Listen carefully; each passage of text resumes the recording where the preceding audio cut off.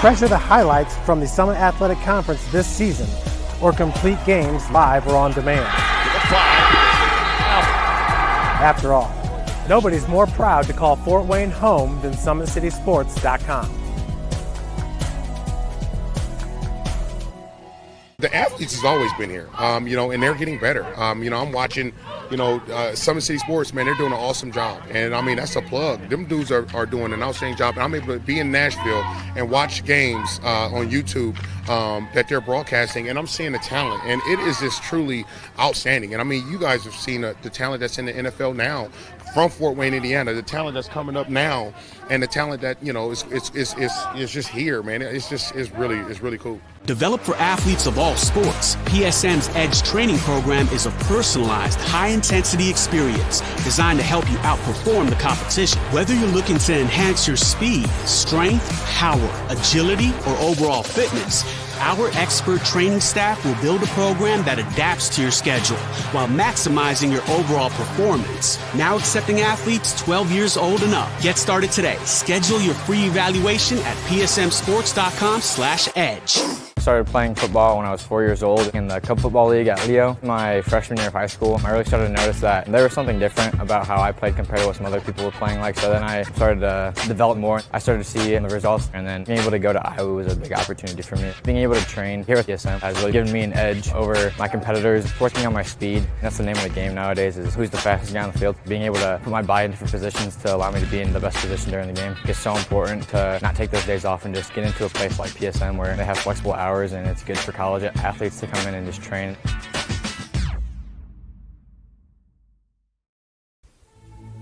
Anderson Heating and Air, locally owned and operated with over 50 years of experience. Call us today and get a free quote on a brand new furnace and AC, financed and available. Don't wait. Call us today and sign up for a maintenance agreement and stay cool. Our maintenance agreements will ensure that you're first in line if you have an emergency, and we'll send one of our service techs out for cleanings twice a year. Call us at 557-0958 or request an appointment on our website. Call Anderson Heating and Air, where your emergency is our emergency.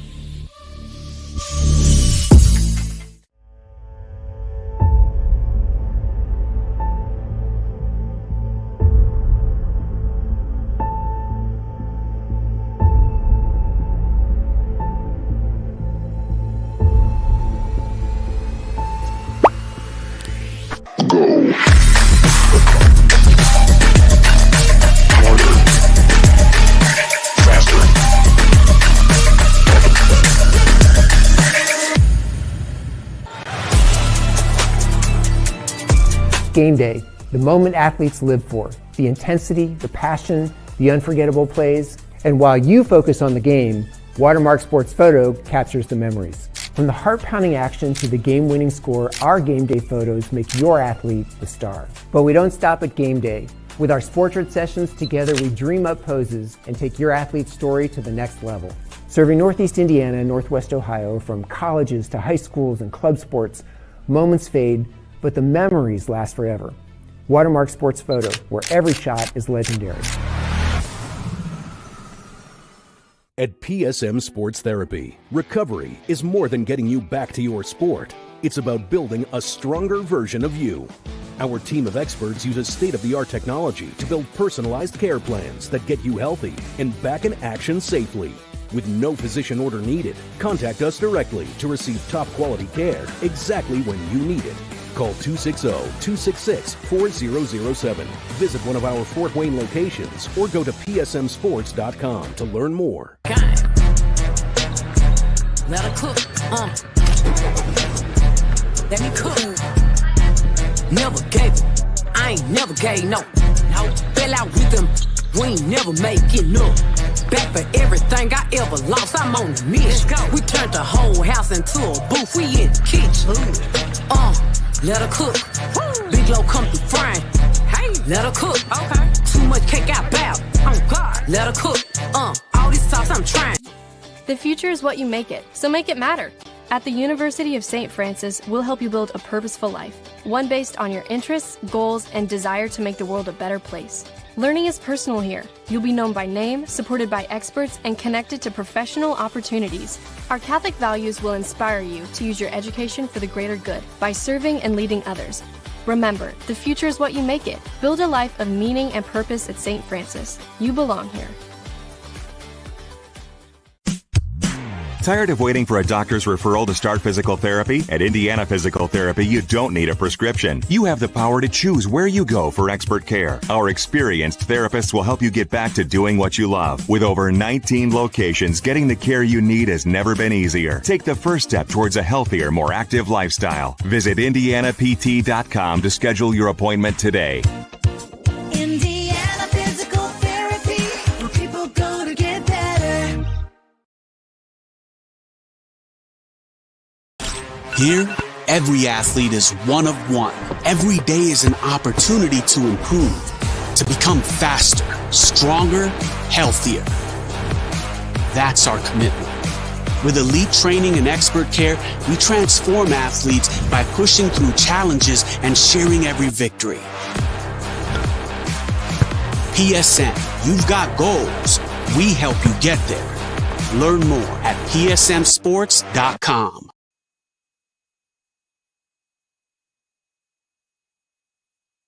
Here, every athlete is one of one.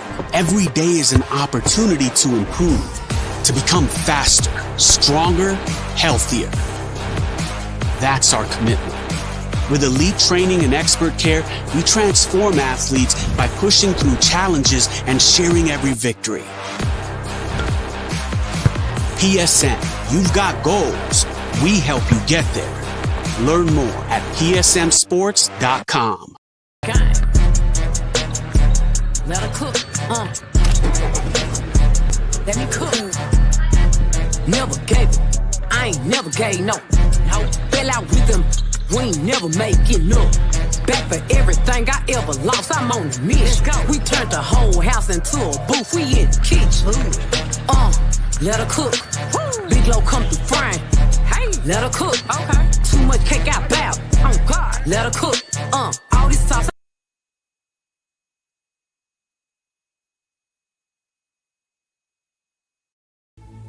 Anderson Heating and Air, locally owned and operated with over 50 years of experience. Call us today and get a free quote on a brand new furnace and AC, financed and available.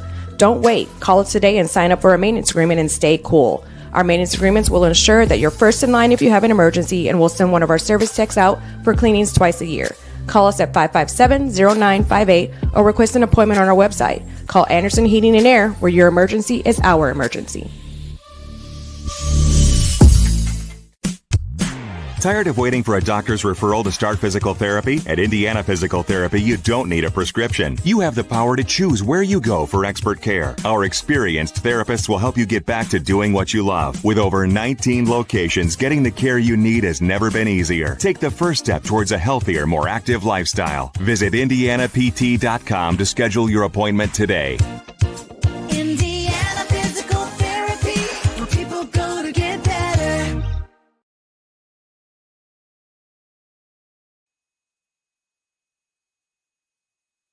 Thank you for watching Summit City Sports. To help broaden our coverage, we're asking you to become a monthly sponsor to our Patreon account. We produce weekly highlights and live video broadcasts. When the Homestead girls golf team won its first state title in program history, we were there.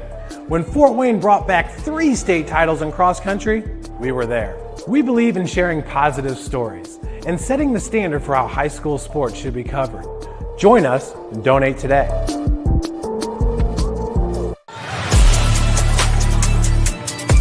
Game day, the moment athletes live for, the intensity, the passion, the unforgettable plays, and while you focus on the game, Watermark Sports Photo captures the memories. From the heart-pounding action to the game-winning score, our game day photos make your athlete the star. But we don't stop at game day. With our Sportrait sessions together, we dream up poses and take your athlete's story to the next level. Serving Northeast Indiana and Northwest Ohio, from colleges to high schools and club sports, moments fade, but the memories last forever. Watermark Sports Photo, where every shot is legendary.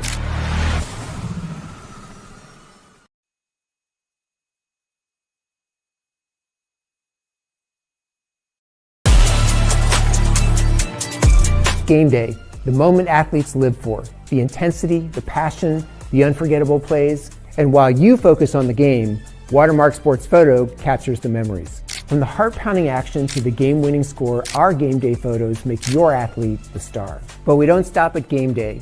With our Sportrait sessions, together we dream up poses and take your athlete's story to the next level.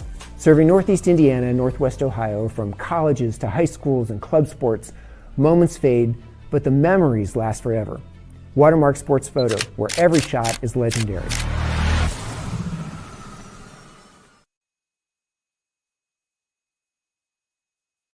From the PSM Sports Therapy, and I have a message for college athletes. Don't let an injury slow you down while you're home from the holidays. At PSM Sports Therapy, we know athletes, and our team specializes in treating them. Whether you are recovering from surgery, dealing with a nagging injury, or just want to make sure your body is right for your upcoming season, take advantage of your break and schedule your sessions today. That way you can get back to campus feeling stronger than before. Check out our website at psmsports.com or call us at 260-266-4007 to get scheduled.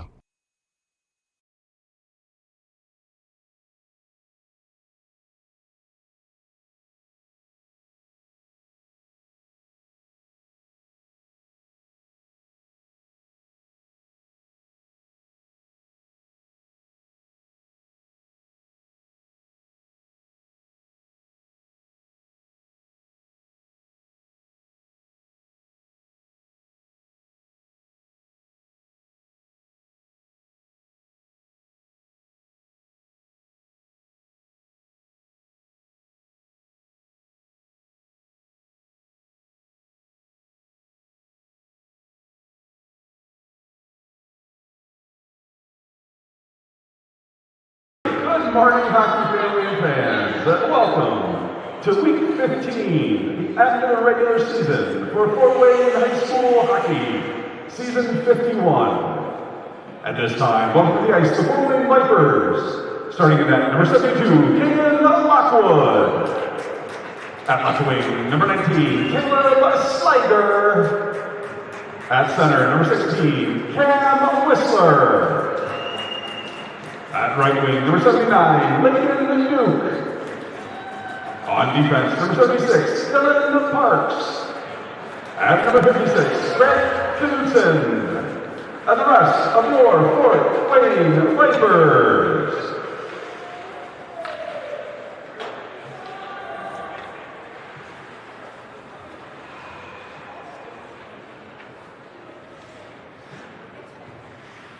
And now, your home team, Homestead Spartans.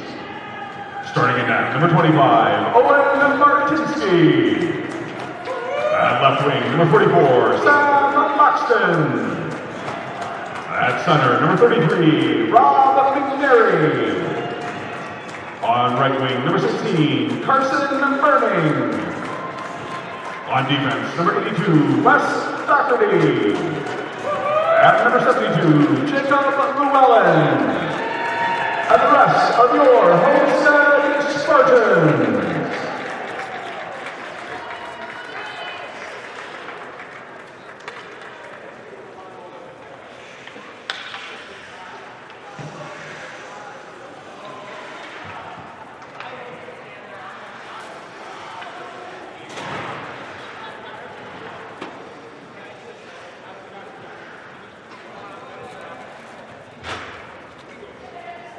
At this time, we ask you to rise as you are able and remove any head coverings for the playing of our national anthem.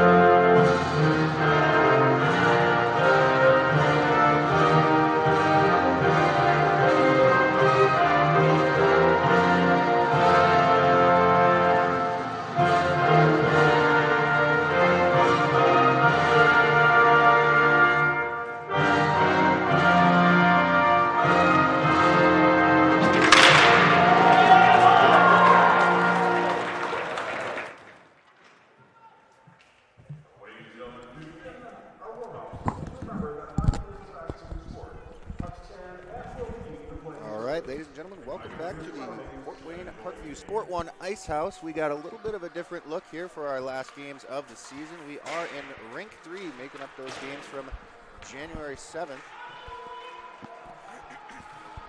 So I'm told most of the seedings are decided, and unfortunately I missed Wednesday and Saturday's games due to personal reasons. I was traveling and I was not able to keep up on the action. So Mason, you want to fill me in? Yeah. How'd our last couple weeks go? It's all been in 1 week. On Wednesday, the Vipers, they lost 1-0 to Carroll. And then Homestead, they beat the Leo Lions 5-4 in overtime. And then last night we had Homestead. No, sorry.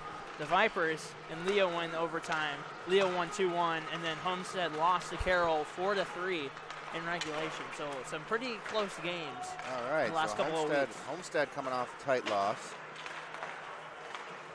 and the Vipers, you're saying, coming off overtime win? Loss. Overtime loss. So both of them coming off tight losses. And it seems like the season is ending just as tight as it started. I remember that first week we saw double overtime actions in Game 1 and Game 2 of Season 51, as they say here at the Ice House. And then after this, we're coming back for playoffs when... That's on a Saturday too, isn't it?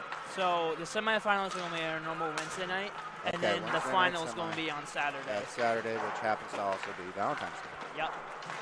So Super Bowl Sunday today. This shouldn't interfere with anybody's viewing of that action. I know Mason's not super excited to watch anyway, so it doesn't matter to him.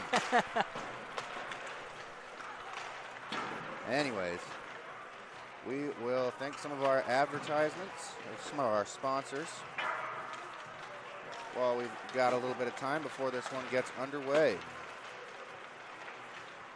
Big Eyed Fish has been around the Northeast Indiana area for generations. Enjoy the best fish in Fort Wayne in a family-friendly environment at Big Eyed Fish. Tom Steele Tire has been servicing the Fort Wayne area for over 40 years. They'll help you find the perfect tire for your vehicle and other auto repair services.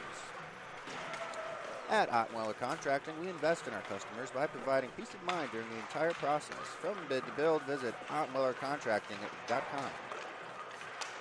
Summit Volleyball trains and builds the highest volleyball players in the area from ages 5 to 18. Jump on board. Together, we can reach the summit. Jolie Law Firm is the area's best criminal defense firm, helping defend the accused from the government. Whether you're facing an OWI or other criminal accusation, Jolie Law Firm is the answer. Sioka Cleaning and Restoration, providing commercial cleaning services, including janitorial, water damage, and state-of-the-art disinfectant services throughout Northeast Indiana. Online degree programs at the University of St. Francis are built for convenience and flexibility. Most degrees can be completed in 12 months. Visit online.sf.edu. Specialist in design, build, mechanical, and refrigeration. Visit tjwindustrial.com. The 12,000 Hoosier men and women with Laborers District Council and affiliated local unions that build Indiana. We are LIUNA. Earn your edge this season. PSM's Edge Training Program maximizes your athleticism through personalized performance training to reach your goals and get you to the next level. Visit parkviewsportsmedicine.com/edge to schedule your free consultation. And finally, today's broadcast is brought to you by SummitCitySports.com. Follow us on Twitter at 260sports, like our Facebook page, Summit City Sports, and be sure to subscribe to our YouTube channel. And that'll take us to just moments away from the end of warm-ups, less than a minute remaining here. Like I say, opportunity for these guys to get to play on what's usually the Indiana Tech ice. We have plenty of experience setting up broadcasts over here. A little bit more up close and personal. We're right in the crowd, so see if that doesn't change your viewership at home at all. I'm not sure that it will have any effect, but if the crowd gets rowdy, we are right in the midst of it.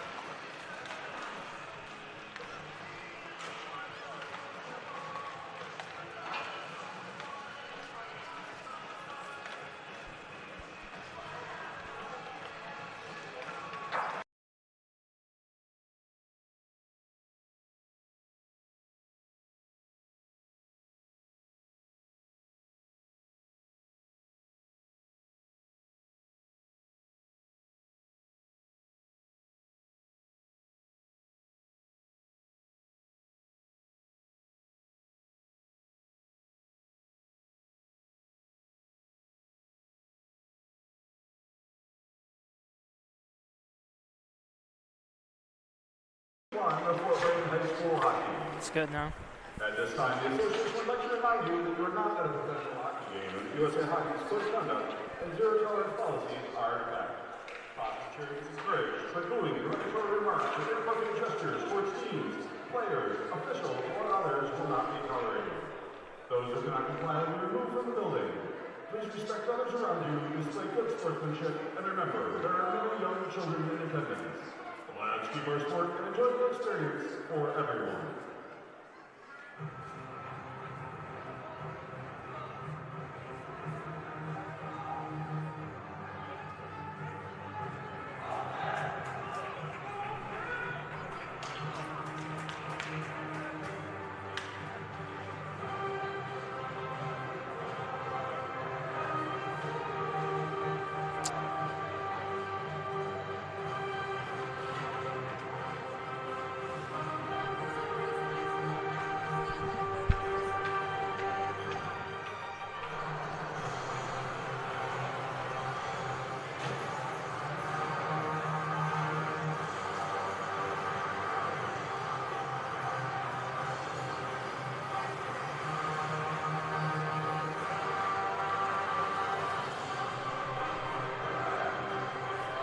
All right, 15 minutes on the clock. Referees patiently awaiting some ice hockey players to join them for opening face-off at center ice.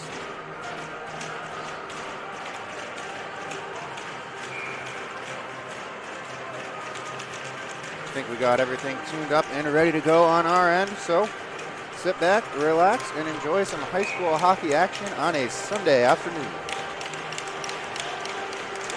Opening face-off, Homestead wins it back. Doherty picks it up. He'll get the red line and chip this one into the attacking zone for the Spartans. Knudsen picks it up behind his own net. He comes together there with Berning.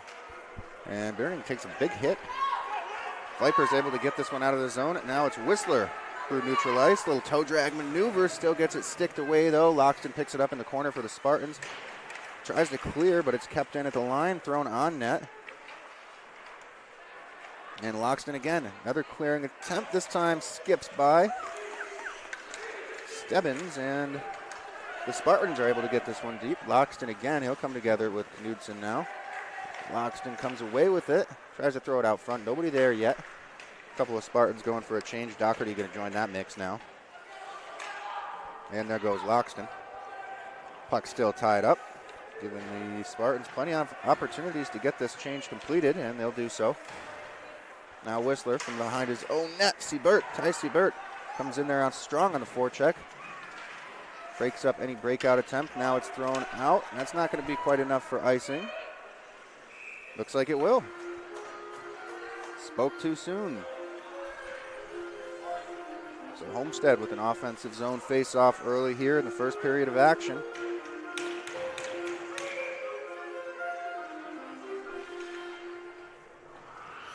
Ty Siebert steps in to take the draw against Mason Quass. Quass wins it back. Stebbins rims this one around the net. Rice can't hang on to it, so it gets all the way to Kaufman. Kaufman throws it up, and it's thrown on net, almost on net by Johnson. Now Stebbins battling to hang on to this one. And Fury goes down. No penalty arm goes up. Johnson with it again at the blue line. He'll have to dump this one in. Can't get it by Rice. Rice chips off the boards. Trying to get it to Kaufman. Kaufman can't hang on to it, so Johnson able to throw it back down deep for Homestead. And Stebbins looks for the middle there. Siebert almost had an opportunity in the slot, but now it's going to be Kaufman trying to dump that one in. But it goes off shins, and the Spartans head the other way with it. Now Ty Siebert makes his way to the slot, drops it for Swinehart. Swinehart can't quite get that one on net, goes across to the far corner, but Heber's there to keep things moving offensively for the Spartans for now. Puck rimmed around. Kaufman and Juarez going to meet. And they'll tie up briefly. Juarez comes away with it. Juarez with one of those off-angle shots, hits off the post from the goal line. And now Homestead going to work offensively. Johnson with another good keep. His shot into the glove of Lockwood.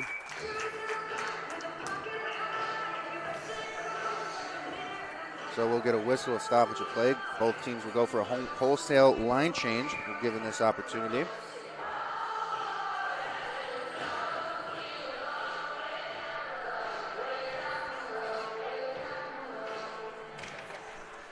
Off the draw, Boffman wins it back. Swinging with the shot. Off the boards, the rebound attempt.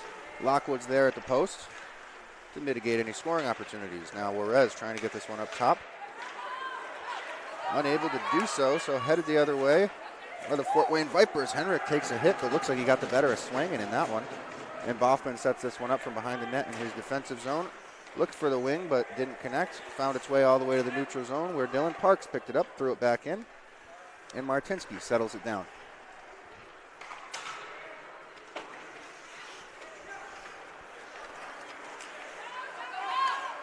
And Williams attempt thwarted. Now Dylan Parks on the regroup for the Vipers.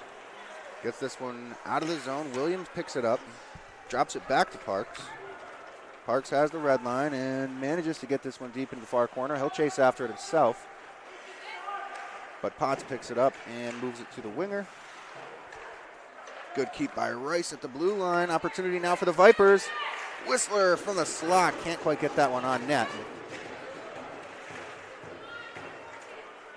Up off a helmet and out of play. And Cole Barney, Coach Barney, happy to make the catch. Triumphantly holding that puck above his head.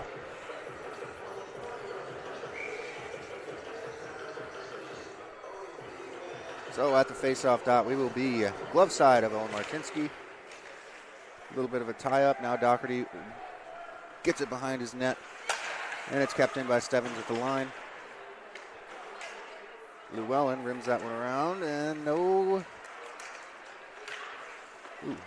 All right.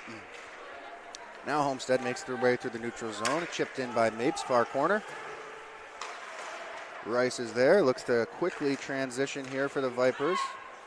They make it to neutral ice, but Doherty's there to regroup for the Spartans. Playing a little bit of catch there with Stebbins. Now Llewellyn gets involved. Looks up, finds Cook. And Cook with the cross-ice pass for Mapes. Mapes plays it off the boards, gets it in deep, and he'll go for a change as Rice moves this one over to Stebbins on the regroup.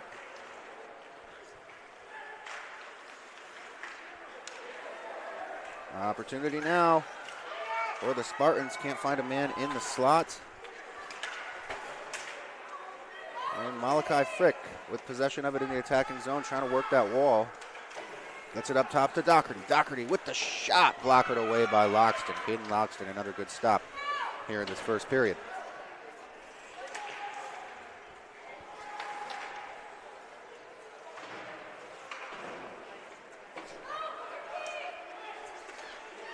Shot off the shins allows Cameron Whistler the opportunity to clear, and the Vipers get a 5-man line change, but this one will go for icing. Does not affect the line change at this level. But the face-off will come stick side at Caden Lockwood. And stepping into that draw. Gonna have Robert McNary and Mason Quass by the looks of it.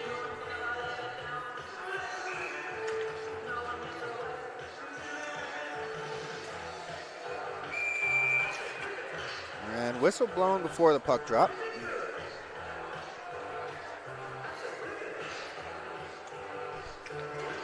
Now off the face-off, one into the corner. And Quass picks it up himself. He'll start this breakout, hopefully. Oh, pulls up. Gets himself some time and space. Manages to get this one out of the zone. Kaufman picks it up. He can't get around Johnson, though, so Johnson's got it now. Moves that one out to McNary. Players all tied up there now by that Vipers bench. Mason Quass picks it up again, uses his speed. Still can't get around Johnson. Gets knocked down that time. And Homestead with a quick transition. Heaver centering pass for McNary. I thought McNary had the line when that hit off of him. But we'll abide by the official's decision as we have no choice here.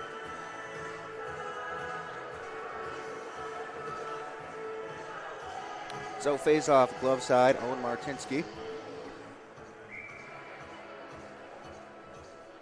Ty Siebert and Mason Quass again. Quass wins that one. Looks to the point, finds Knudsen just barely. Knudsen backhands that one into the corner. And now turned over. Fury gets by Knudsen. He's got to get by Quass now. Quass won't let that happen. Quass goes down, and a penalty coming up against Homestead. Referee signaling cross-check.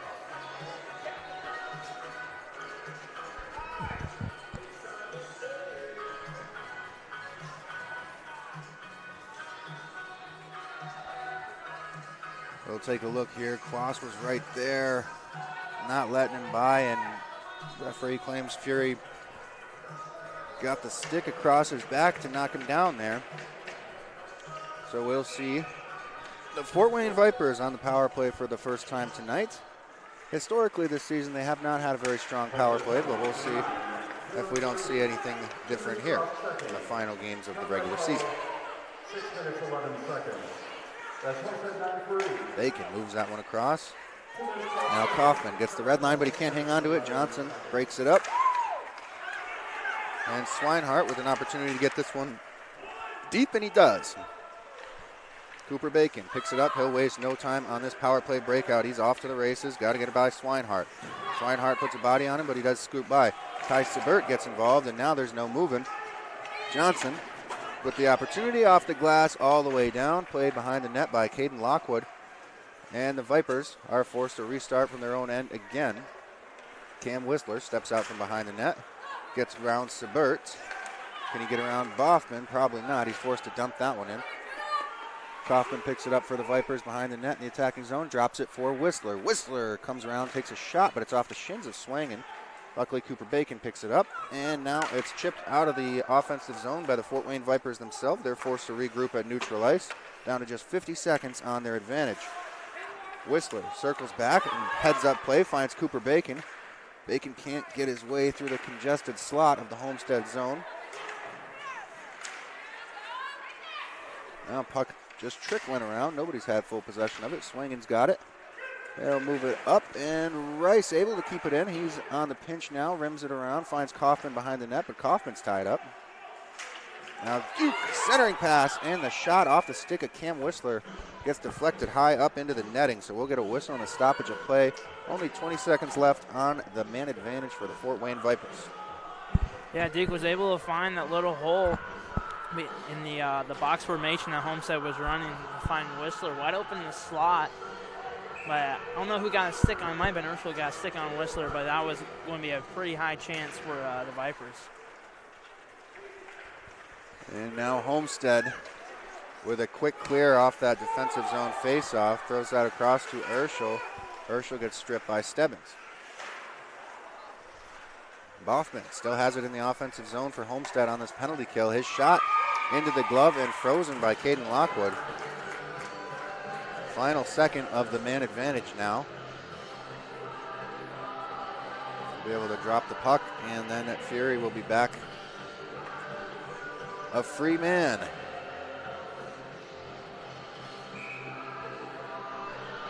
Off the face-off. Homestead's got it in the offensive zone. Team's now back at even strength. Rice regroups with Stebbins. Ooh, Stebbins takes a hit and commits an icing. Yeah, good play there by Juarez on the wall, forcing Stebbins to throw it down when he probably didn't want to do that. Right. You know, forcing the icing to give him an offensive chance.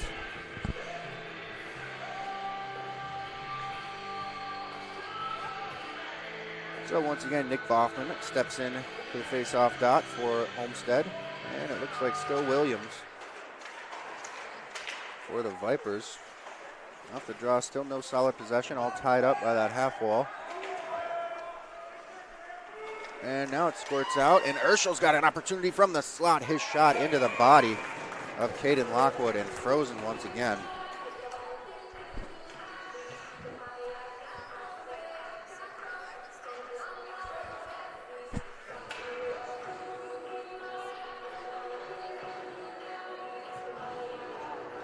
Now we'll move things over to the stick side of Caden Lockwood for this face-off. Malachi Frick wins it back, and Doherty's shot off the shins of Sliger, picked up by Knudsen and played over to Parks.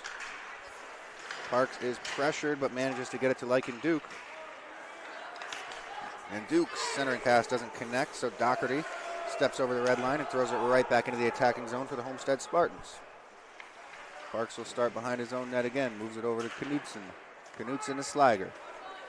Sliger manages to clear off the shins of a Spartan, but now Llewellyn looking for a quick transition.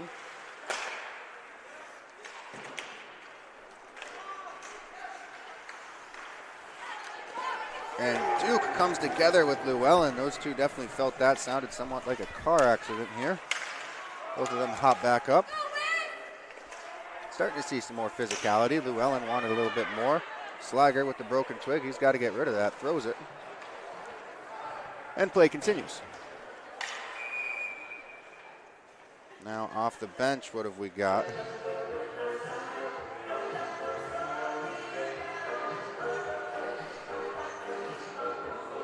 Looks like Clark maybe just giving him a warning.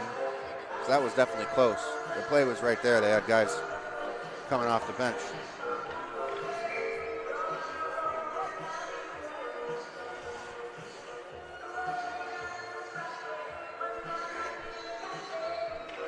Kloss and McNary. McNary took the better of him off the draw, but the puck was just bouncing around there. Lined up with Owen Martinsky, who made a good blocker save on an awkward little pass play, or pass by. I don't know what you even call that. Nevertheless, Homestead managed to clear. Now Loxton, he's got Burning. His shot, I think, made a little bit of contact with the glove of Lockwood to keep it from being on net, but wound up in that far corner. Now players tie up. McNary emerges with it. Finds Heber up top. Heber with the shot deflected off the pads of Lockwood and winds up in the near side corner. Back up top with Heber. He moves this one across to Johnson. Johnson's shot gets blocked by Kaufman, and Kaufman manages to clear the zone for a few minutes. A few seconds, I should say. Now Bacon's got it at neutral ice. He chips it deep. Well, not deep. Fury picks it up before it can get there. He'll go off the boards to Swangin. Swangin looks up ice, surveys his options. Siebert was out all the way down at neutral ice, banging his stick for that pass. Not sure if he could have got it to him, but if he could have, Siebert would have been off to the races. Now Fury trying to get by Bacon. Cooper Bacon not making that easy, so Mason Quast comes and picks up what just became a loose puck. Moves it to Stebbins. Stebbins to Rice. Rice off the boards, but it's kept in by Swangin. Swangin shot gets blocked by Quast. Quast and Bacon trying to go off to the races, but Swangin on the back check broke it up and forced an offsides.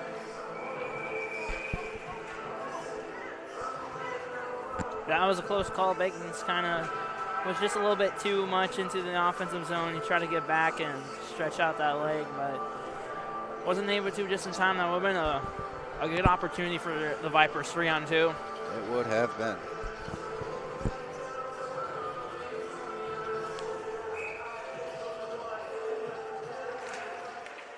Off the face-off, players tie up, and finally Homestead's able to dump this in on net, and Lockwood's just going to go ahead and cover that one up.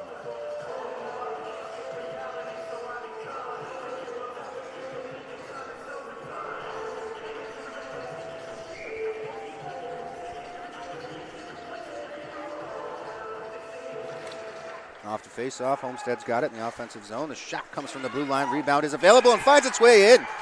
Ty Siebert, hard work down low.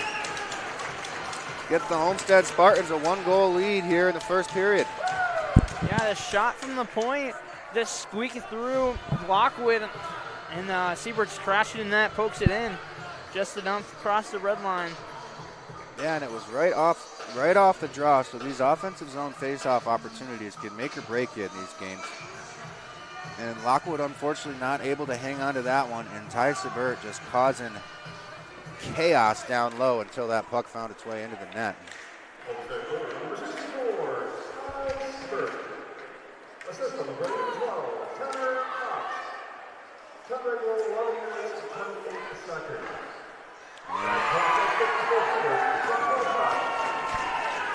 couple of quick ones for the Homestead Spartans.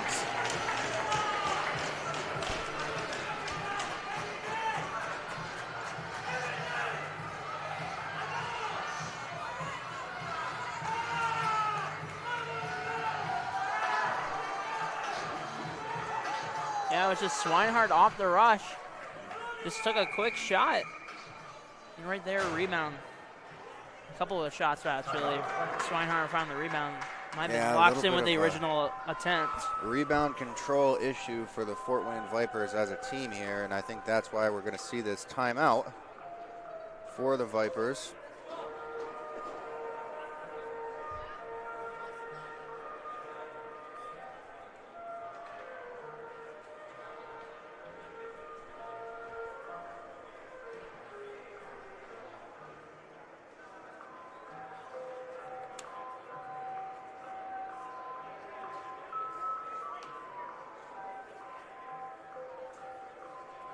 Give me some time to adjust my clock.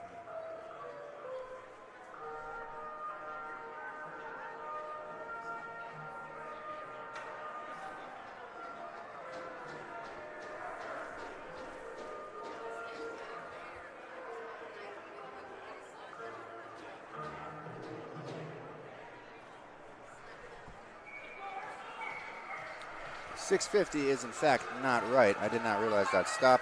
Currently, we are sitting at 3 minutes, 16 seconds in the period.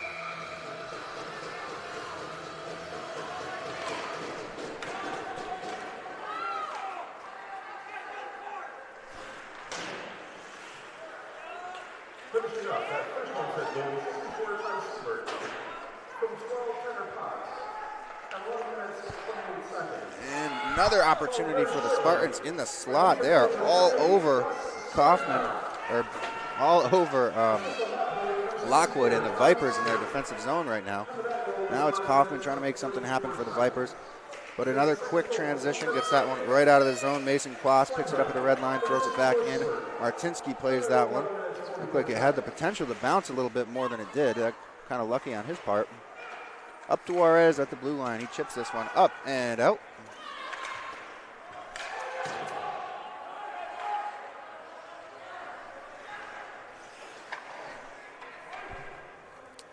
Icing coming up against the Vipers.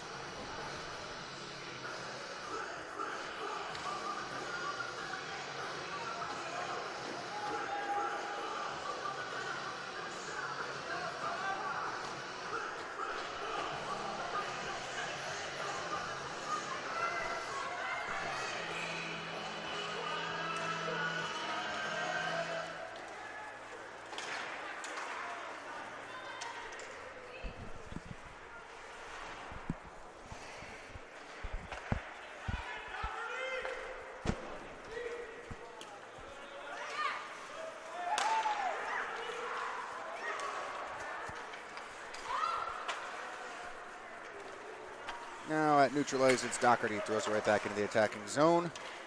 And icing coming up again against the Fort Wayne Vipers, giving the Spartans a lot of offensive zone face-off opportunities here in this first period of action.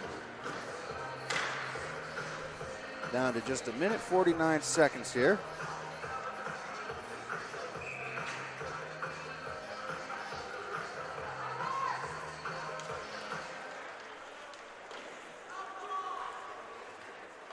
Whistler rims that one around. Rice gets a stick on it. Duke chips it around Llewellyn, and he gets it out of the defensive zone, but Malachi Frick is there to pick it up and throw it right back in. So Rice starts from behind his own net again.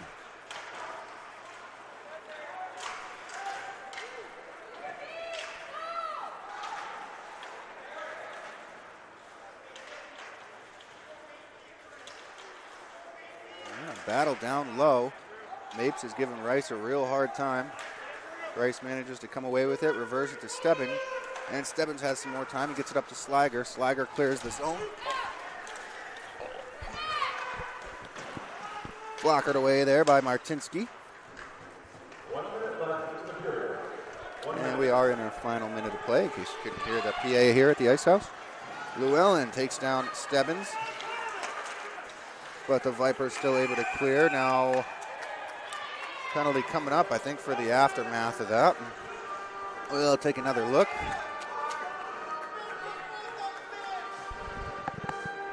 Yeah, Llewellyn just gave a couple of extra shoves there at the end of that. The original play was not going to be called a penalty. Right, this they were going to let go. But then the play comes all the way up here. We're not watching anymore. Referee still was. And those two were still together, jawing at each other when we all looked back over. So,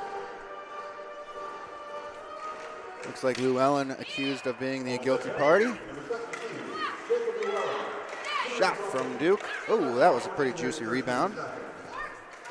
Good control there by Hebert. Now it's Ty Siebert trying to get around Parks. Unable to do so. Now Siebert and Parks are all tied up. Crowd here doesn't like that. Moved across to Whistler. Whistler's going to get this into the attacking zone as play continues. Johnson picks it up behind his own net, moves this one up and out of the defensive zone for the Homestead Spartans. Picked up by Parks. Parks finds Duke. Duke through neutral. He's forced to circle back. Back to Parks he goes. Parks gets the red line. Not a whole lot of good points of entry to this offensive zone for the Vipers right now as time expires here in the first period of action. Still 1 minute and 13 seconds left on Llewellyn's penalty. And the Homestead Spartans up 2 goals after 1 period of action.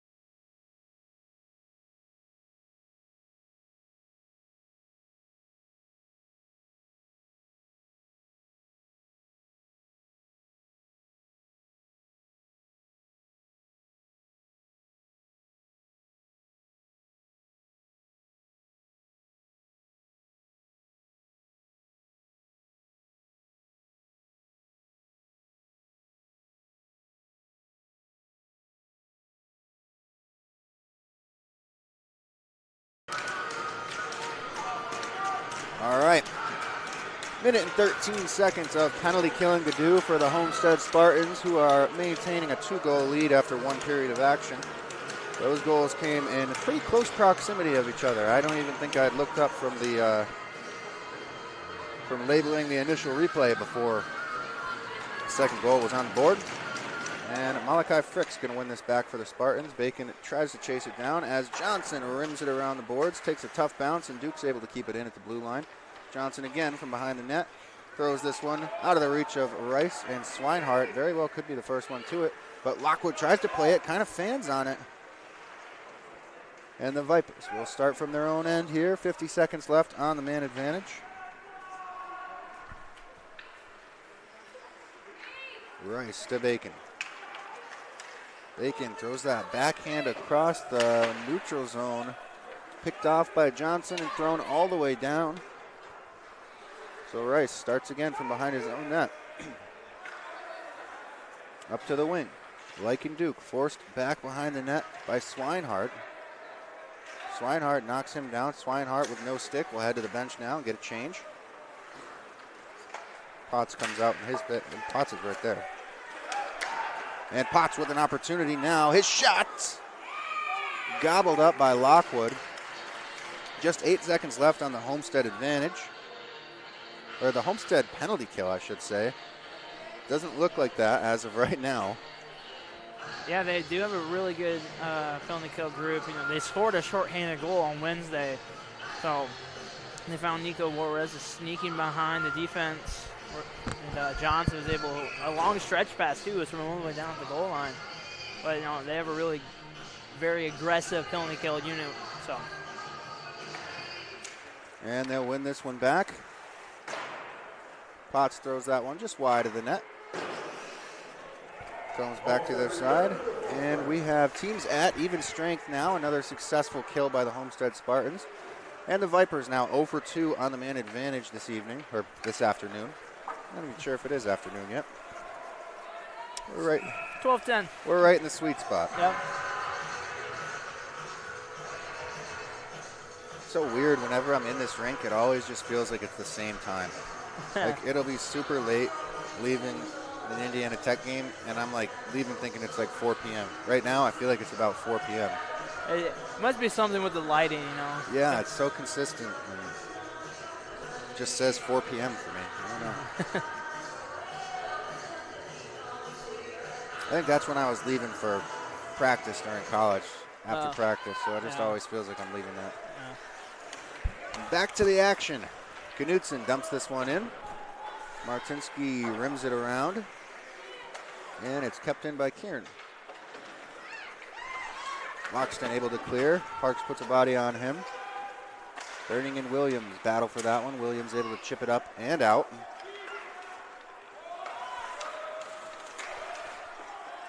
Now McNary forges his own little opportunity here. Gets that one up to Potts. Potts with a good, well-fought keep there as Williams was trying to push through.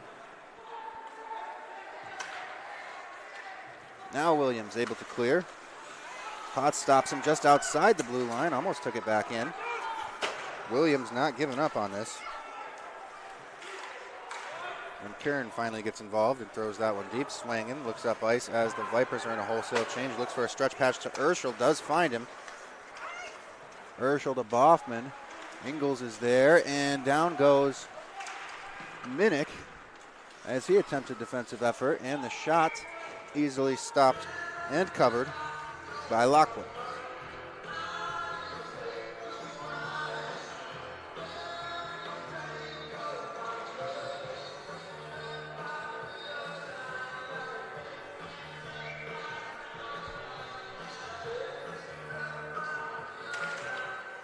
Off the draw, Boffman pushes it through the legs and gets a shot opportunity, but rips it about 3 or 4 feet over the crossbar and up into the netting by that Zamboni goal.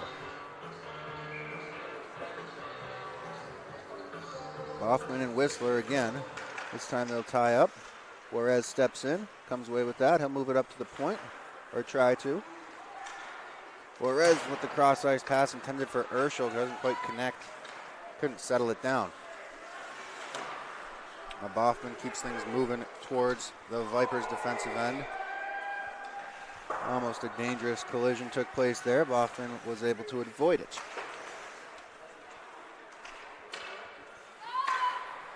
Minnick rims that one up, and Duke is able to clear just barely. Doherty throws it right back into the attacking zone for Homestead. Urschel's going to race for this one and pick it up. He'll take it behind the net. Finds his man out front, and it winds up on top of the net. I thought that was going to fall. I think that was Tanner Potts with the shot. Not a whole lot on it. Almost just lollipopped right over Caden Lockwood, but wound up on top of the net.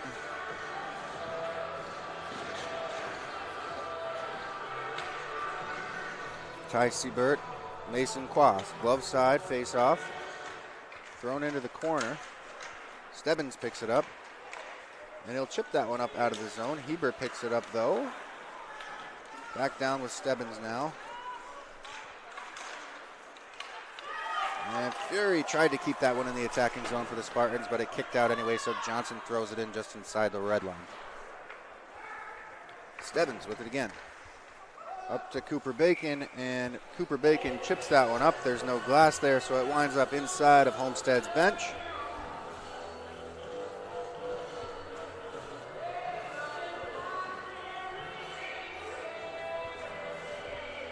So another face-off between Ty Siebert and Mason Kloss will be underway here shortly. And off this face-off, Homestead's got it in the offensive zone. Fury rims it behind the net, but it's picked up by Rice on the other side. Rice will go over to Stebbins. Stebbins looks up ice, trying to get this one out.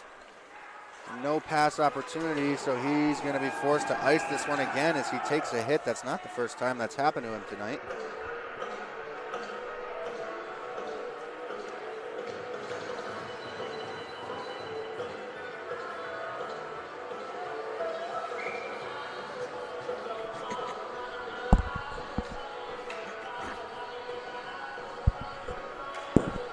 So Burton Quas will stay out there and take another draw. This time Quas wins it back clean. Knutson takes it behind the net, reverses it to Parks. Parks trying to get up to the wing and finds Cooper Bacon. Bacon chips that one across, intended for Kaufman, but Swinehart picks it up instead and throws it in for Homestead. Yeah, Parks is going to be getting a penalty called on him here. Siebert went for the hit, and Parks gave a little extra slash. So we'll have a little Homestead power play action.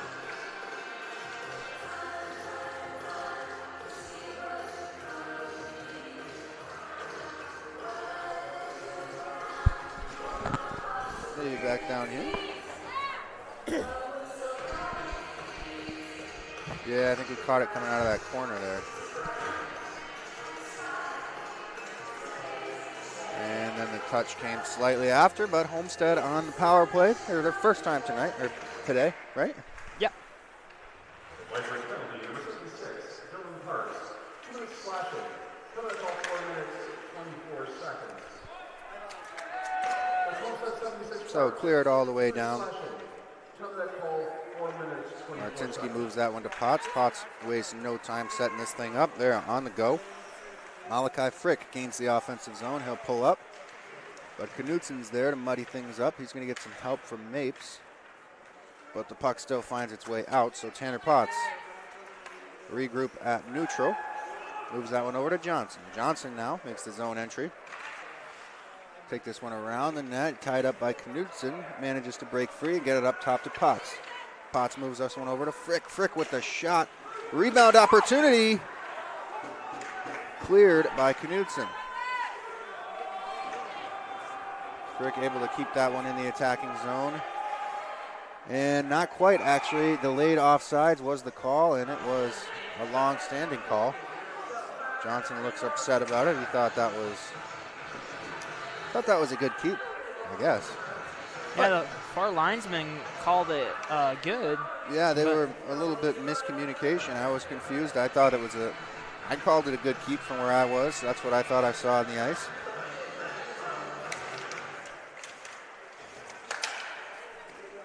All right, Heber from outside his own red line, the red line, moves that one over to Juarez. Juarez with the cross-ice pass intended for Urschel. Can't quite get to him. Does actually eventually get to him as it skipped over the stick of Ingles. Back to Juarez up top. Over to Heber. Heber looks down low to Urschel. Urschel tried to throw that one through the center of the offensive zone. There's too much traffic there, but they'll regain possession of the puck and start this thing over. Back down to Juarez. Juarez gets it up to Doherty. Doherty's shot off the body of Henrik. Henrik looks a little shaken up. He is back on his feet, but doesn't seem to be moving around very well right now. Urschel to Juarez. Juarez to Heber up top. Heber can't find a lane to the net, so he's forced to step back and move it back over to Urschel. Working this one up top still. Heber with the shot, the rebound, almost thrown home by Juarez on the back door. Team's back at even strength now. Homestead still with possession in the offensive zone. Heber with a good keep. His shot scores. Braden Heber, just after the power play expires, finds himself with the puck on his stick up at the blue line and rips one over the pads of Sam Lockwood for Homestead's goal number 3 here in period number 2. Game 1, week 15. Yeah, Heber just from distance, he just was trying to put a shot on net. Might have been a couple of screens in front of Lockwood. He didn't see that and beat him on the blocker side. And it was a desperation clearing attempt that I don't think anybody on the Vipers thought was going to be kept in. Heber found himself there, got a stick on it, and got a good shot off before anybody realized what was happening. Oh, and down goes Knudsen. So Carson Berning will be taking a quick trip to the penalty box. And we'll see another Vipers power play opportunity. So far 0 for 2 this afternoon. And they've now fallen into a 3-goal deficit. So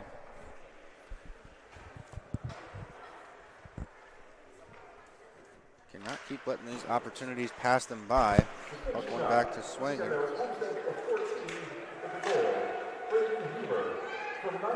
And not able to clear. Dylan Parks with the shot from a long way out. Gets deflected wide. Potts rims it around. Parks trying to keep this one in again, and he does. Really battling for it. Now it's chipped up and out. Picked up by Lycan Duke behind his own net. He's got Swinehart forechecking pretty hard right now, though. Parks forced back behind his own net again. A couple seconds killed there by Swinehart's aggressive forechecking tactics. Now an opportunity with a shot from Malachi Frick. And the Vipers finally regain possession on the power play and start heading towards their attacking zone. Bacon drops it off, but nobody's there. They're in the middle of a change, too. That could have been ugly for the Vipers. And Swinehart able to pick that one up and throw it down deep again. He'll go for a change along with Malachi Frick and Swangen. Kaufman moves that one to Bacon. Bacon had Sliger with him.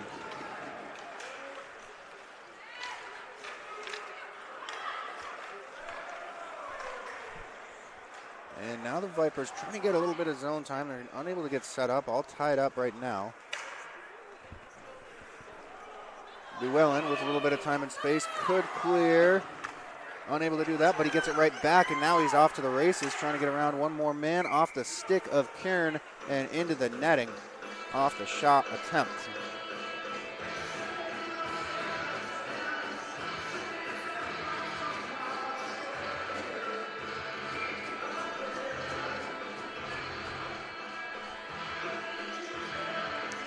"20 seconds left on the Vipers' man advantage. They have not had very many opportunities so far.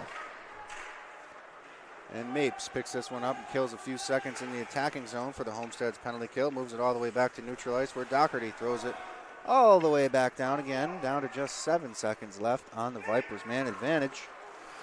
And having trouble getting this puck out of their own zone.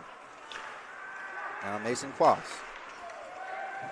gets that, almost got that one to Sliger, but it's broken up by Doherty. Now Rice rims it around. Martinsky will settle it down a little bit so Doherty can pick it up. Doherty's got pressure. Teams are back at even strength. Williams from the slot. His shot gets blocked by Llewellyn. Never quite gets through to Owen Martinsky.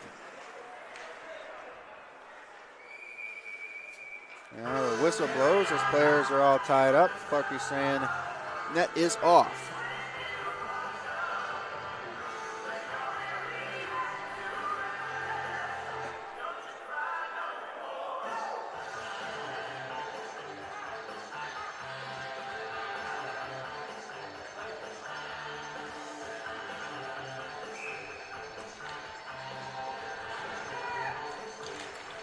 Face off one back by Cameron Whistler. The shot comes and winds up wide of the net. Duke picks it up.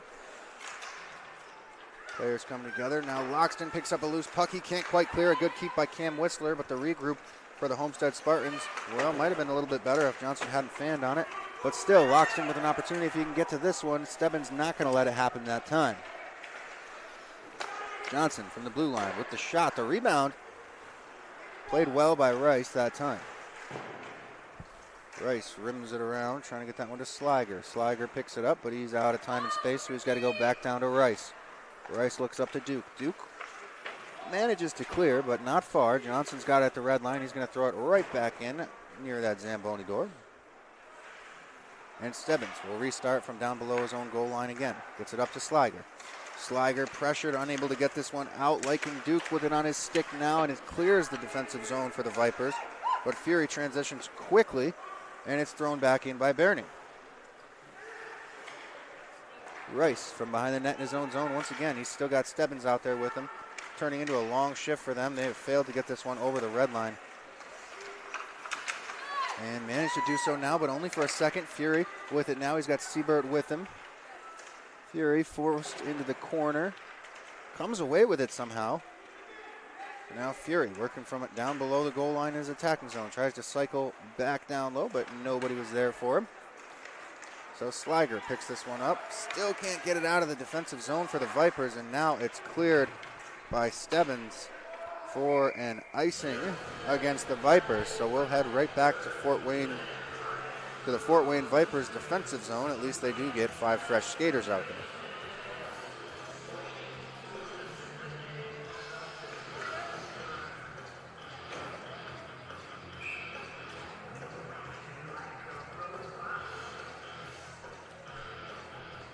Boffman and Quas at the face-off dot. Glove side of Lockwood. Boffman wins that one, kind of threw it on net. A shot-off, face-off type of guy. Off the Zamboni door. And cleared. Cooper Bacon now with an opportunity. He's got a lot of Spartans chasing him down, though.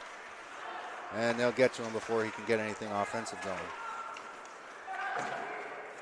Boffman trying to chip that one in. And managing to get a shot off. The Homestead Spartans setting up now for another offensive zone faceoff.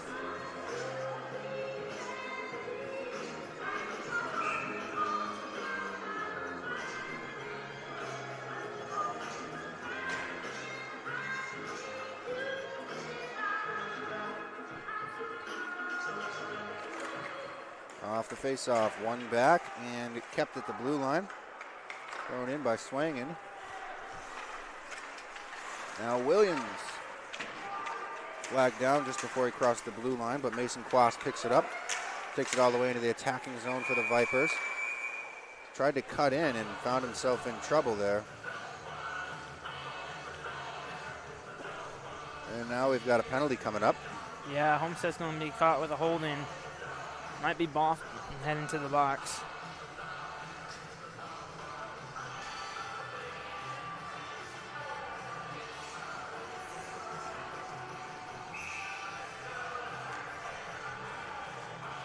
Well, we'll just try to take a look. I think it's when Quas tries to cut in, maybe? I don't know. There's a lot of chaotic sequences going on there as the Vipers were entering the attacking zone. Rice's shot deflected up, and Doherty gloves it down. Rice can't keep this one in as it's a bouncing puck, finds its way over the stick. That's Homestead County Boston. 2 minutes holding. Penalty call 11 minutes 47 seconds. Llewellyn manages to clear this one all the way down. Lockwood sticks it away, and Kieran is going to be the one to pick this up and start things up on the power play breakout for the Fort Wayne Vipers. His initial pass doesn't connect. That's never really a good sign. So they'll restart. Rice now with it. Off the boards he goes, gets it to Mason Quas. Quas chips it around. Llewellyn stays with it. Cross still battling for this one. Moves it across to Kern. Kern with the shot. The opportunity now. Oh boy, what an opportunity for Sliger there on the rebound. And now Owen Martinsky able to cover this one up for a stoppage of play. Yeah, Slager had a wide open net, but the defensive play by Llewellyn to tie him up just at the last second, and he wasn't able to get a good shot off, keeping it a 3-0 game. Right here, you'll see the rebound comes out on our near side post, and there was plenty of room there, but like you said, Llewellyn just wouldn't let him have a good shot.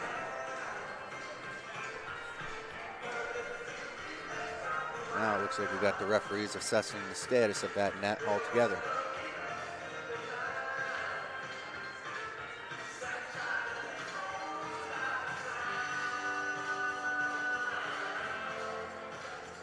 I'm trying to refreeze it there with a water bottle. Nothing one of those little Gatorade water bottles can't fix.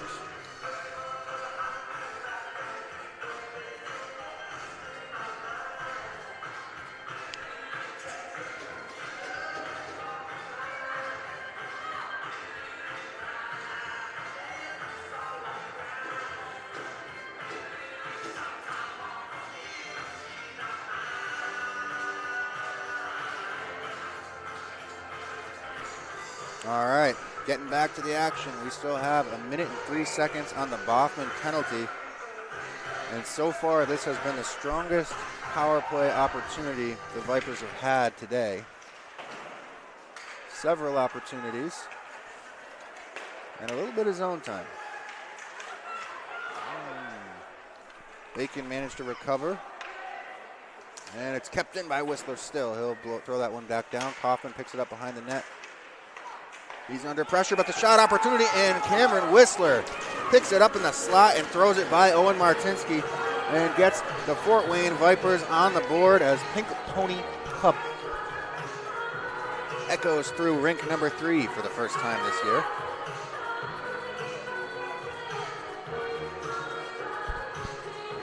Yeah, Kaufman behind the net, just trying to find somebody to throw it in front of the net too, and he was able to find Whistler just kind of slowly,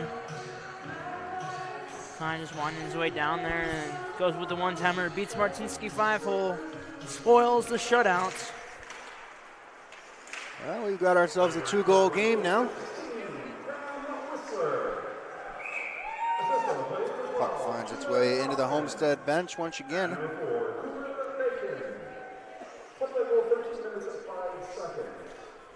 Vipers total goal 16 Whistler, from 12 Kaufman and 4 Bacon. Total goal 13 minutes 5 seconds.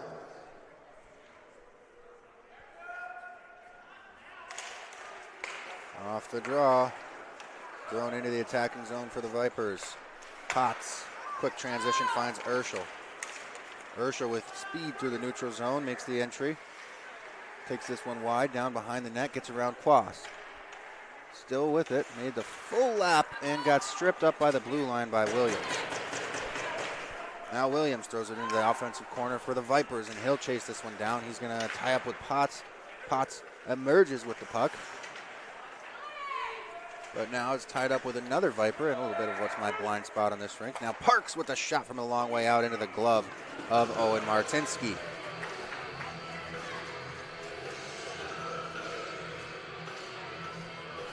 Yeah, we see some life now coming from the Vipers, getting a pretty close game. Had a really strong third period last night. So we'll see if they can maybe get a quick goal here in the last 68 seconds. Give some energy going into that third period. Offensive zone face-off win for Cam Whistler, the lone goal scorer for the Vipers, and Swinehart just took a run at Rice. Penalty arms go up over that. So we'll see another power play opportunity here for the Vipers. Their one goal came on the man advantage so far.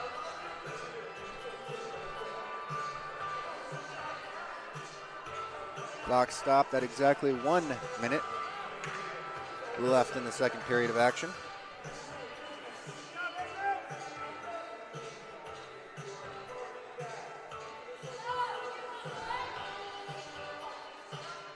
Let's see if Homestead's taking a good amount of penalties in these first 2 periods. See if it starts to bite them coming late in these last couple periods. Right. I mean, up until that last one, they seemed really comfortable killing off the Vipers' power plays, but how long is that sustainable for is the question. And Siebert, tried. I thought he was going to have a breakaway there. Parks came back with the long reach and made a really good recovery on the back check.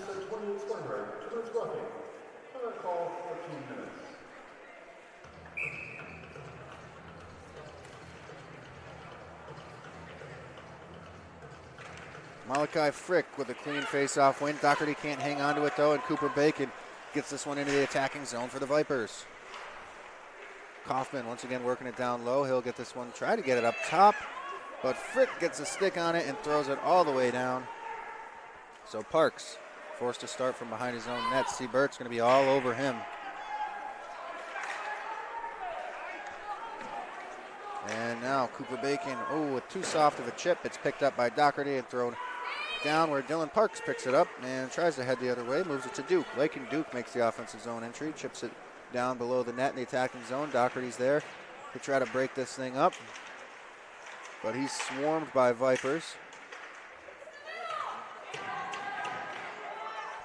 Now an opportunity from down low. Cam Whistler got that one through the crease, but nobody was there on the back door for him. And time expires in the period. We have exactly 1 minute remaining on the Vipers power play when we come back after this. As teams head to the dressing room, we will also step aside. You're watching Fort Wayne High School Hockey live from the Parkview Sport One Ice House and brought to you by Summit City Sports. We'll be right back. Don't go anywhere. Welcome to the Summit City, home to the 260's dedicated high school athletes and fans. Each victory and celebration captured by our cameras. Treasure the highlights from the Summit Athletic Conference this season, or complete games live or on demand. After all, nobody's more proud to call Fort Wayne home than SummitCitySports.com. The athletes has always been here, and they're getting better. I'm watching, Summit City Sports, man, they're doing an awesome job. And, that's a plug. Them dudes are doing an outstanding job. And I'm able to be in Nashville and watch games on YouTube that they're broadcasting, and I'm seeing the talent. And it is just truly outstanding. And, you guys have seen the talent that's in the NFL now from Fort Wayne, Indiana, the talent that's coming up now, and the talent that, is just here, man. It's really cool. Developed for athletes of all sports, PSM's Edge training program is a personalized, high-intensity experience designed to help you outperform the competition. Whether you're looking to enhance your speed, strength, power, agility, or overall fitness, our expert training staff will build a program that adapts to your schedule while maximizing your overall performance. Now accepting athletes 12 years old and up. Get started today. Schedule your free evaluation at psmsports.com/edge. I started playing football when I was 4 years old in the Cup Football League at Leo. My freshman year of high school, I really started to notice that there was something different about how I played compared to what some other people were playing like. So then I started to develop more. I started to see the results, and then being able to go to Iowa was a big opportunity for me. Being able to train here at PSM has really given me an edge over my competitors. Working on my speed, that's the name of the game nowadays, is who's the fastest guy on the field. Being able to put my body in different positions to allow me to be in the best position during the game. It's so important to not take those days off and just get into a place like PSM where they have flexible hours, and it's good for college athletes to come in and just train.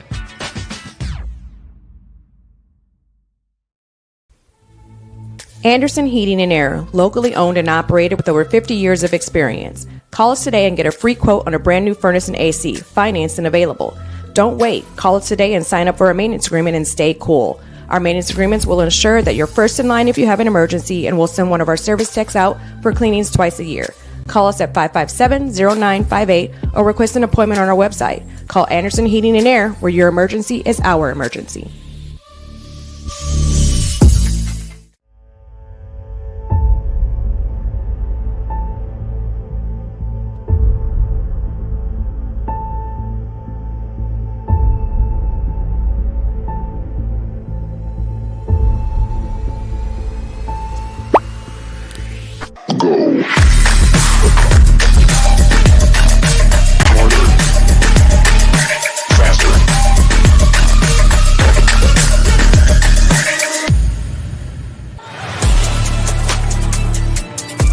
Game day, the moment athletes live for, the intensity, the passion, the unforgettable plays. And while you focus on the game, Watermark Sports Photo captures the memories. From the heart-pounding action to the game-winning score, our game day photos make your athlete the star. But we don't stop at game day.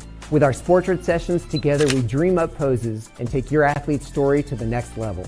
Serving Northeast Indiana and Northwest Ohio, from colleges to high schools and club sports, moments fade, but the memories last forever. Watermark Sports Photo, where every shot is legendary. At PSM Sports Therapy, recovery is more than getting you back to your sport. It's about building a stronger version of you. Our team of experts uses state-of-the-art technology to build personalized care plans that get you healthy and back in action safely. With no physician order needed, contact us directly to receive top-quality care exactly when you need it. Call 260-266-4007. Visit one of our Fort Wayne locations or go to psmsports.com to learn more. Let her cook, let me cook. Never gave it, I ain't never gave no. Fell out with them, we ain't never make it up. Back for everything I ever lost, I'm on the mission. We turned the whole house into a booth, we in the kitchen. Let her cook. Big low come through frying. Hey, let her cook. Okay. Too much cake out bow. Oh God. Let her cook. All all this sauce, I'm trying.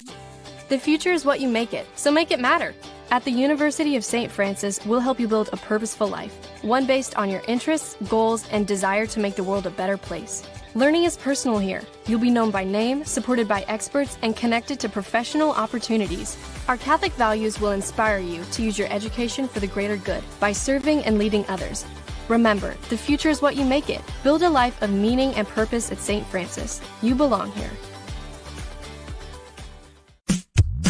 Tired of waiting for a doctor's referral to start physical therapy? At Indiana Physical Therapy, you don't need a prescription. You have the power to choose where you go for expert care. Our experienced therapists will help you get back to doing what you love. With over 19 locations, getting the care you need has never been easier. Take the first step towards a healthier, more active lifestyle. Visit IndianaPT.com to schedule your appointment today.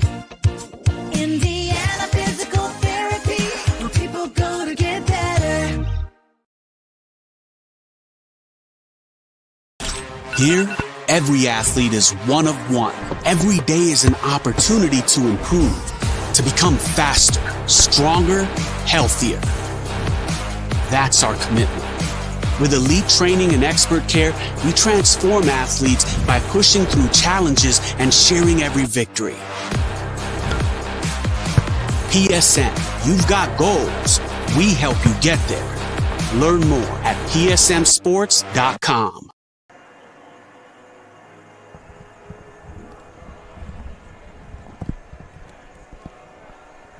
All right, welcome back to the Ice House, where after 2 periods of action, the Homestead Spartans lead the Fort Wayne Vipers 3-1 in Game 1 of Week 15. Shots in this game so far after 2 periods. Homestead 20, the Fort Wayne Vipers just 13. In the penalty category, Homestead has taken 5 penalties. The Vipers only taken 1. So on the power plays, Homestead currently 0 for 1 on their only power play opportunity. And the Vipers, as we stand this very moment, are 1 for 4.5. They have exactly 1 minute left of power play time as we start this 3rd period of action, and that opportunity to go 2 for 5. We'll take a look at the goal scoring in this game.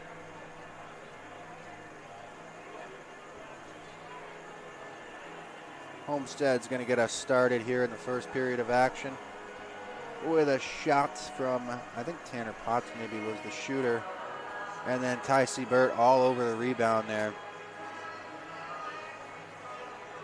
to get them on the board early in this one. And then it would not be long after that without the Spartans strike again.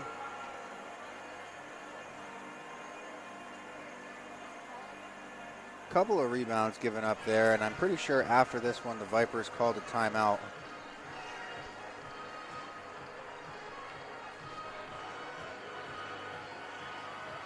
Much needed, as they weren't really controlling rebounds very well at that point in the game.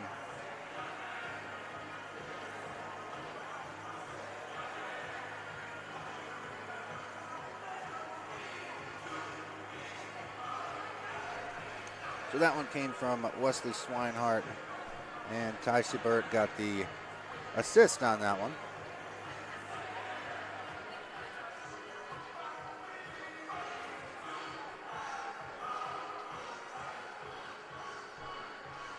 And then finally, to round out our scoring so far for the Homestead Spartans, we'll see just as the penalty had expired, Vipers trying to get a sort of a desperation clear here, and Braden Heber enters the zone, picks that off and fires it on net, finds a hole, and creates a 3-goal advantage for Fort Wayne, or for the Homestead Spartans. But then after 3 dud power plays with not a whole lot of opportunities, the Vipers are given this one.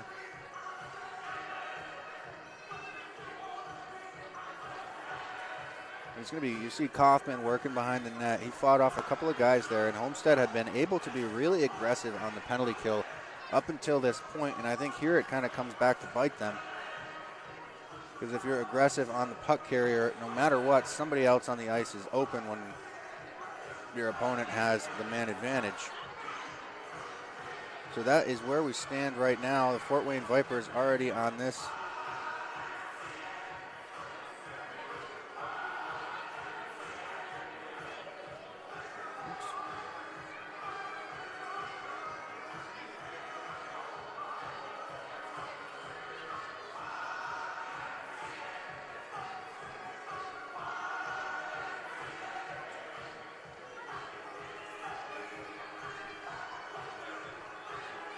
Well, Mason, unless you have anything to add, I think that'll do it for our second intermission report.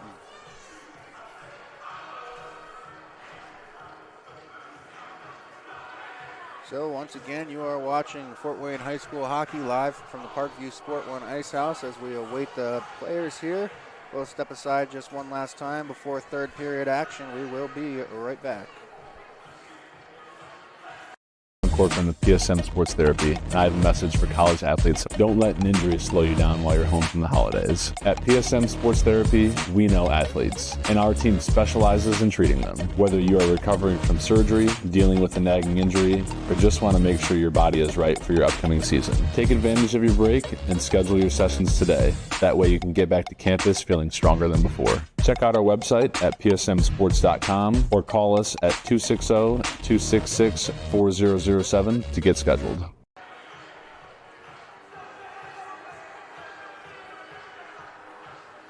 And here come the Fort Wayne Vipers making their way back onto the ice for one more period of action. They've got a minute on the power play to start off this third period of action, and they were successful on their last attempt. So some energy brought back into that team. And on the other side of your screen, you'll see the Homestead Spartans make their way onto the ice. They're still defending a 2-goal lead. Was 3 up until a little bit ago, when the Vipers decided they were going to try to nose their way back into this one. Homestead really going to want to stay out of the penalty box. Like I said, they've taken 5 penalties so far. Successfully killed off 3.5 and got scored on once. Even strength, they're not giving the Vipers a whole lot of opportunities. They haven't really given them a whole lot of opportunities on the man advantage either, but the one goal that they have was a power play goal.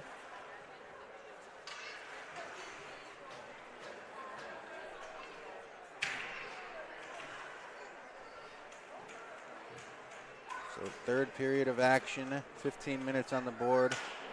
Wesley Swinehart trying his best to get back into that penalty box where he belongs, and there he is now. Got 1 minute left of his sentence. If his team can successfully kill it off, he'll be out at exactly the 14-minute mark here in the third period of action.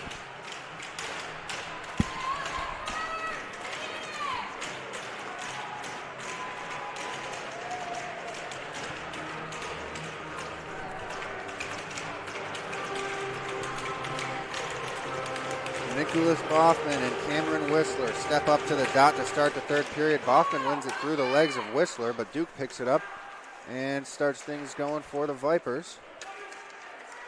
Whistler's got it, can't connect with Duke, so Johnson picks it up, throws it almost all the way down, gets gloved down by Whistler, and now it's Lake and Duke. Makes the offensive zone entry, but he cannot get through all the sticks of the Homestead Spartans, and Boffman manages to pick up the puck as it gets loose and throw it all the way down. Juarez crashing for that one. Lockwood heads up play, steps out of his net. Juarez now trying to center that one for Boffman. Can't get through. A good stick by Dylan Parks. And Cooper Bacon on the dump-in attempt snaps his stick. And he'll head for a change as he is without his twig. Puck cleared all the way down again by the Spartans as the referee clears up what's left of Bacon's stick. And now it's Rice. Cuts to the middle. Almost threw that one off the skates of Llewellyn. I mean, he did throw it off the skates, but it could have been an interesting deflection. And Homestead's penalty has expired, so that one is going to be an ice. Team's back at even strength. And now we can safely say that the Fort Wayne Vipers are 1 for 5 on the power play opportunities today. Yeah, nothing really went for that last minute, No. Homestead was just dumping it down, using their aggressive PK unit is making it really hard for the Vipers to even set up in the offensive zone. So off the face-off, the Vipers have it in the offensive zone, but they throw it away quickly. Malachi Frick centers that one, aiming for Siebert. Siebert gets knocked down, so he can't receive that pass, and Rice picks it up and regroups with Stebbins behind the net in their own zone. Kaufman can't hang on to it. So Doherty gets a shot on net from a long way out. Stebbins picks up the rebound and heads up ice. Now Siebert finds a loose puck, moves it across to Urschel. Urschel, hesitant to pull the trigger, tried to move it back across. He had a quick shot, might have been the fourth goal for the Spartans.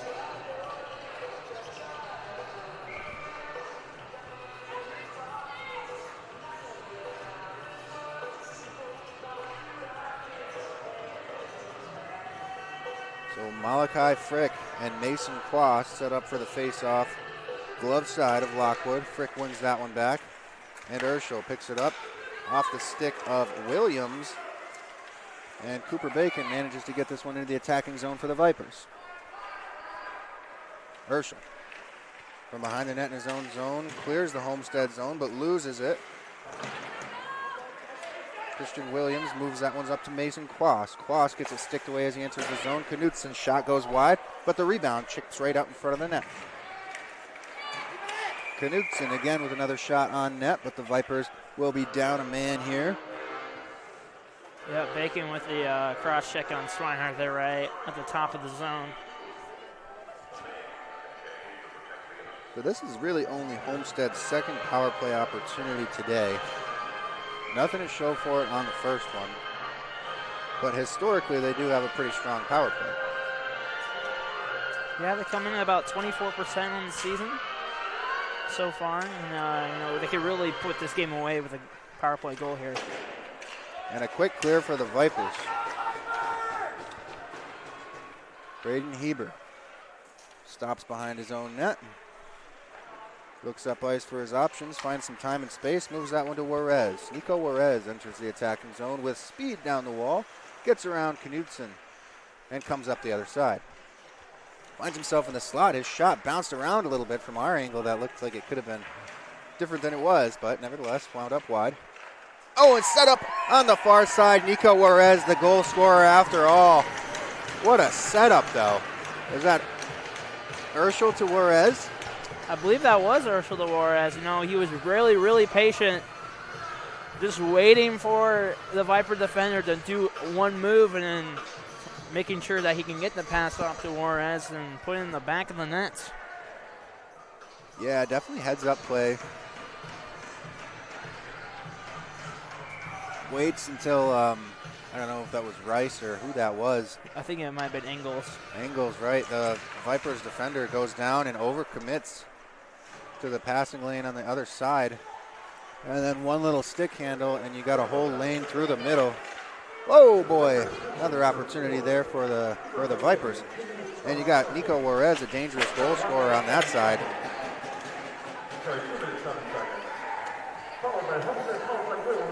Homestead back in the attacking zone.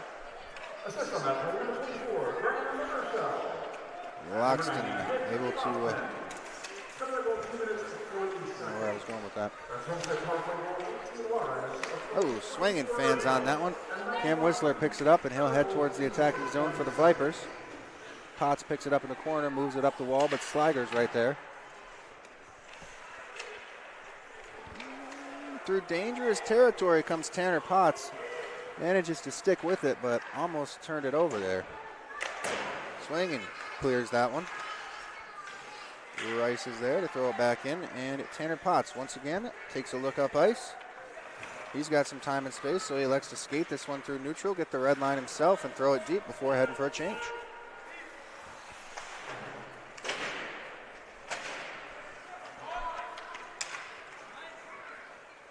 Martinsky's going to let that one go as the whistle sounds for an icing. We'll head down to the Fort Wayne Vipers defensive end for a face-off.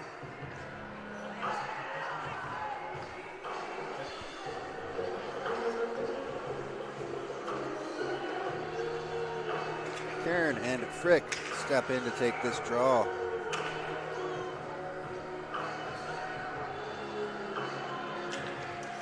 Tie up off the draw, and finally it's Kaufman comes away with it for the Vipers, but he throws it up top, and Heber's there, gets a shot off.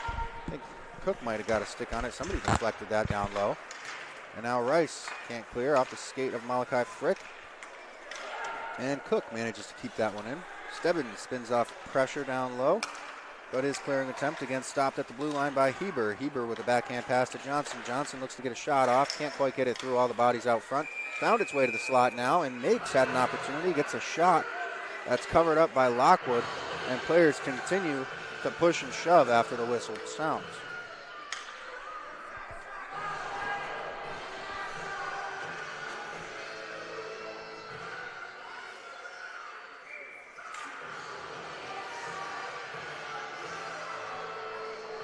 Malachi Frick and Mason Kloss on the far side now.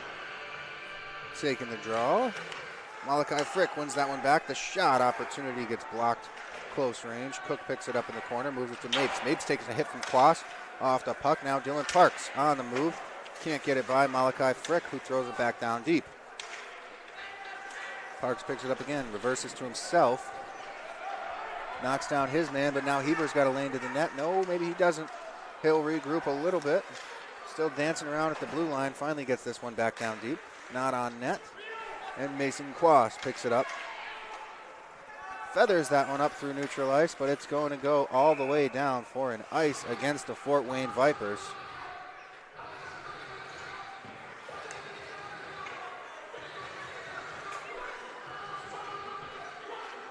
And it's been such a struggle for them tonight to get the puck out of their defensive zone. And it doesn't help when they keep taking these icings and have to take defensive zone faceoffs.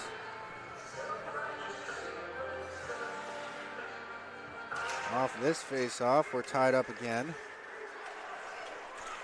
And Knudsen grabs a hold of it. They managed to clear off the draw that time.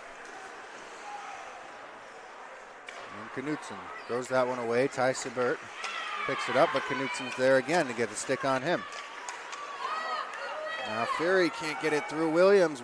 Christian Williams dumps this one into the corner, and he'll try to pick it up in the opposite corner. He manages to do so right by that Zamboni door. And a good poke off to the races is Swinehart from behind the net in the attacking zone. Can't get anything off before Dylan Parks takes his time and space away. And a big hit there by Ty Sebert keeps things going offensively for the Homestead Spartans. Swinehart with the shot, scores! Wesley Swinehart set up from Dylan Fury. They were going back and forth there. Heads up offensive play. Wes Swinehart puts up goal number 5 for the Homestead Spartans. Yeah, his second goal of the game. He had a great play to set things up in the corner. Passes it off and then cuts to the net, gets the puck, puts it top shelf.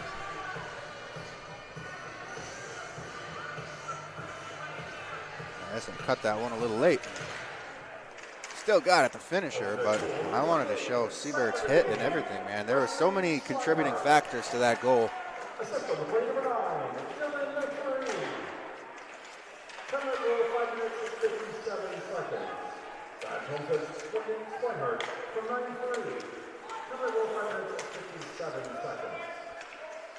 Yanni battling now with Boffman. Still tied up. Ingles comes in to help him out. Ingles tied up now with Juarez. Puck shoots out. And Lake and Duke able to get that one to Whistler in the middle. Whistler chips it by Potts. Potts gets the leg out. It looks like that's going to be a penalty called against Tanner Potts. And that is in fact the case.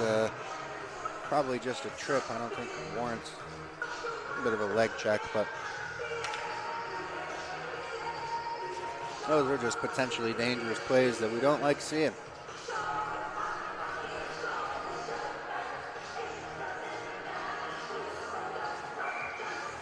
So that's what, Homestead's 6th penalty tonight? Yep.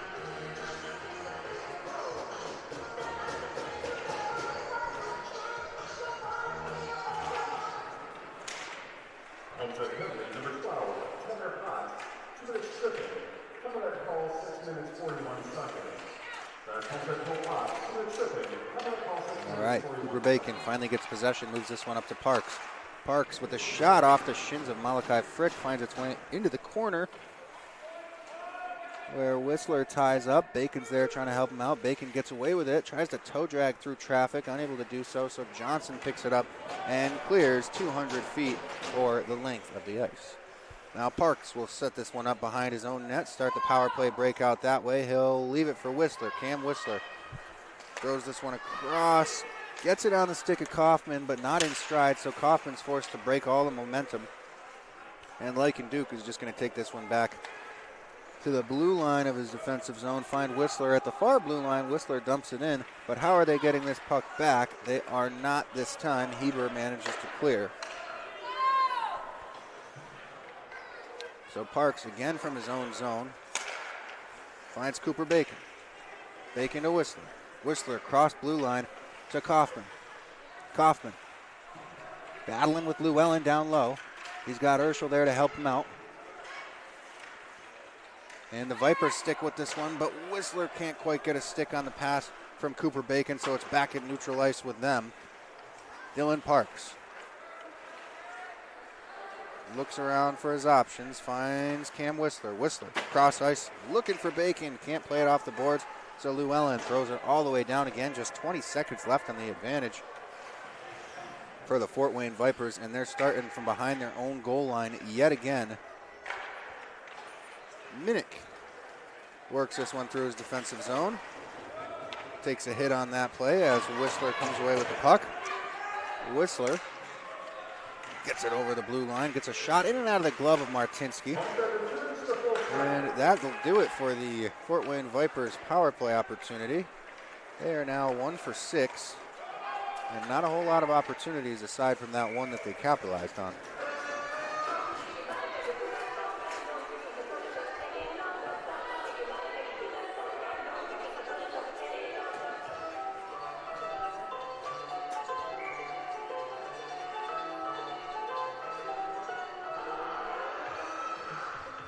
McNary and Williams at the face-off dot. This one is won back clean by Williams. But Siebert comes and picks that one up and gets a strange angle shot that almost found its way into the net. Minnick with a big hit on Loxton. That is going to be an interference call. Loxton had not touched the puck yet.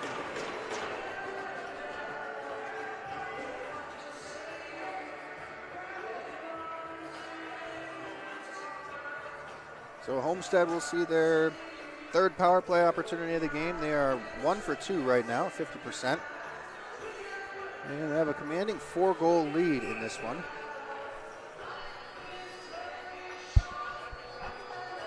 McNary and Whistler to start this off. McNary wins it to the half wall. And Homestead's got it in the offensive zone. The shot, the rebound, floating around. Whistle might have just been late, but Loxton was there whacking away at whatever he saw from the opposite side as we.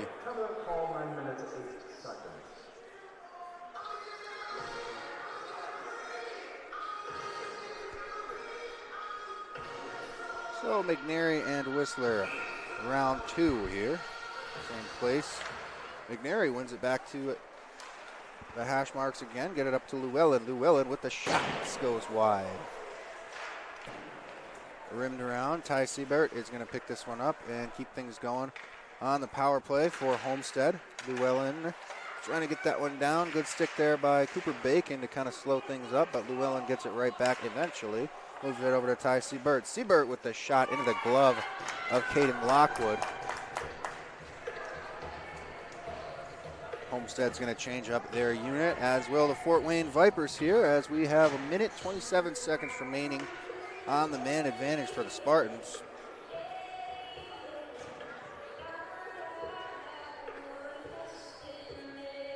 So we'll see a Boffman-Williams face-off now. And tied up off the draw and cleared off the stick of Knudsen.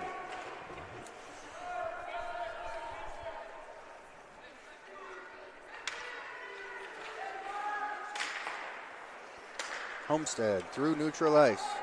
Nico Juarez. At his pass attempt, broken up by Grant Knudsen, but Heber keeps this in at the blue line as it is rimmed around to him. Now Urschel with the shot. Rebound sitting there floating around, still not covered. Finally covered up by Lockwood. As chaos had begun to ensue in front of that net. Bodies flying, folks pushing and shoving. Can't even imagine what they might have been saying to each other. Jeez.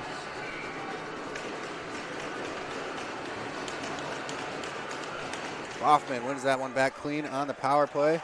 Nico Juarez shot gets deflected wide.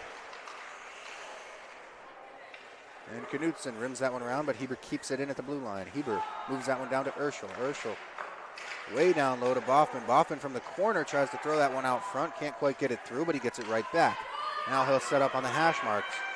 Nick Boffman, he'll get a shot off, but it's deflected behind the net, where Juarez will pick it up, and he'll work from Gretzky's office. He can't find a stick out front, but Urschel manages to keep it from leaving the zone. Now Urschel looks across, trying for Juarez again. He can't quite get that one through either. The Vipers doing a pretty good job of not letting pucks go through the middle of the defensive zone on the penalty kill right now. And Martinsky gets that one thrown on him and covers it up. Just 7 seconds left on the advantage for the Homestead Spartans.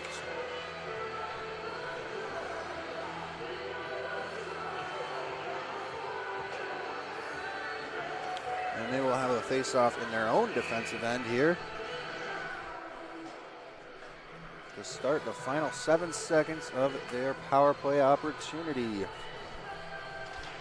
Off the face-off, one back clean for Swingen. Swingen stops this one behind the net in his defensive end.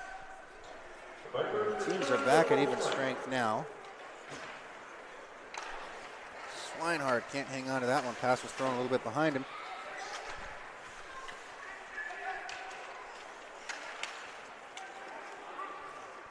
Thrown on net. Whistler from a long way out. Picked up by the Spartans.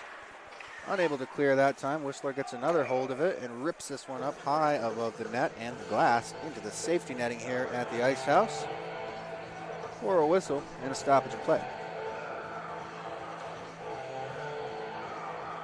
Ooh.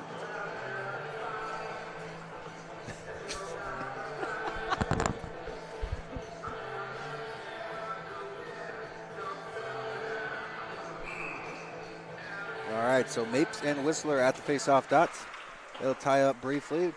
Puck squirts out to the corner. Now Tanner Potts picks it up behind the net, moves that one up to Swinehart. Swinehart manages to clear, and he's chasing this one down. Gets to it. Whistler puts a hit on him, knocks him off the puck, and it is not clear. Tanner Potts was there to keep that one in. A good stick on his part. Whistler able to clear this time. Potts picks it up at neutral ice instead. Moves that one over to Swinehart. Swinehart can't hold a stick on it.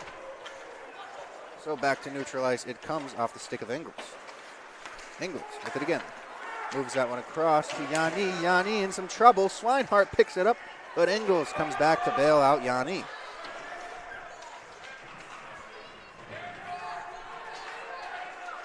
Now players all tied up there.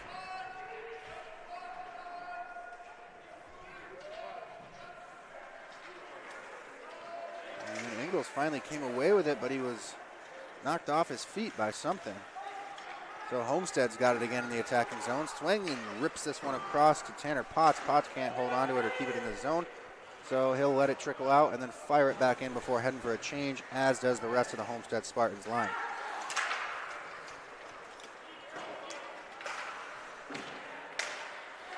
Cam Whistler with a step on Malachi Frick. Oh yeah, see Malachi Frick actually had broken stick, so he's headed to the bench. As play continues in the offensive zone for the Fort Wayne Vipers. Now it's cleared, and Loxton chips that one. Finds Stebbins by mistake. Stebbins is going to take this one all the way back behind his own net and see if he can't see anything going on for maybe in the realm of stretch pass he was hoping. I'm not sure. Whistler gets knocked off that one, and Stebbins is going to pick it up again behind his own net.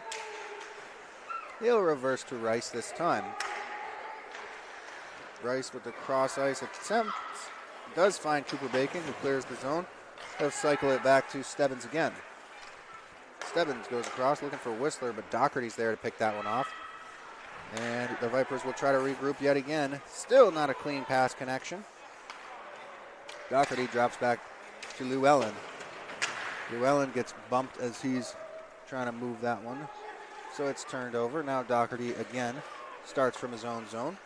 Moves that one up to Nico Juarez, who just gets a stick on it and chips it into the attacking zone as we are within the final minute of play here in Week 15, Game 1 Week 15.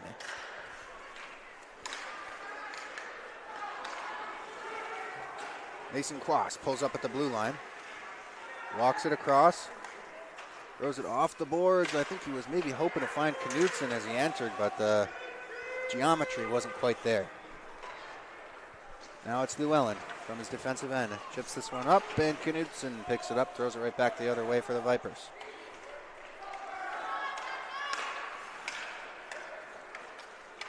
Now Cooper Bacon with a shot off the pads. Bacon picks up his own rebound, takes it behind the net, tries to throw it out front, unable to get anybody there with a stick on it. So Doherty moves that one to neutral for the Spartans as time continues to tick away. Final seconds of this one. And that'll do it. 5-1 final in favor of the Homestead Spartans in the final week of these two teams' regular season play. Shots for the third period. Sporting Vipers 5, Homestead Spartans 11 for a game total of Vipers 18, Homestead 31. So, according to the PA here at the Ice House, shots 13 to 31 in favor of the Homestead Spartans.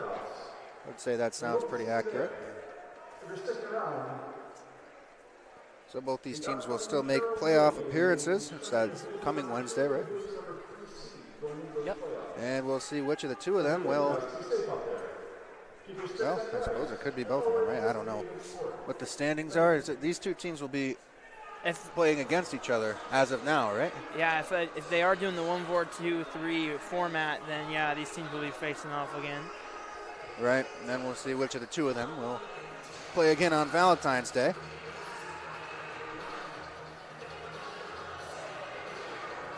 But that'll do it all. That will do it for us here from the Ice House for game number 1. We'll switch it up a little bit, and Mason Vogelweed will be on your play-by-play for game number 2. That features the Carroll Chargers and the Leo Lions. That one's set for 1:30. I think we should be pretty close to right on time there. So that is all for us. You've been watching Fort Wayne High School Hockey Week 15, Game 1 live from the Parkview Sport One Ice House, Rink 3 this time, and brought to you, of course, by Summit City Sports. Hope to see you for our next matchup in just a few moments. If not, enjoy your Super Bowl Sunday and go Patriots. From the PSM Sports Therapy, and I have a message for college athletes. Don't let an injury slow you down while you're home from the holidays. At PSM Sports Therapy, we know athletes, and our team specializes in treating them. Whether you are recovering from surgery, dealing with a nagging injury, or just want to make sure your body is right for your upcoming season. Take advantage of your break and schedule your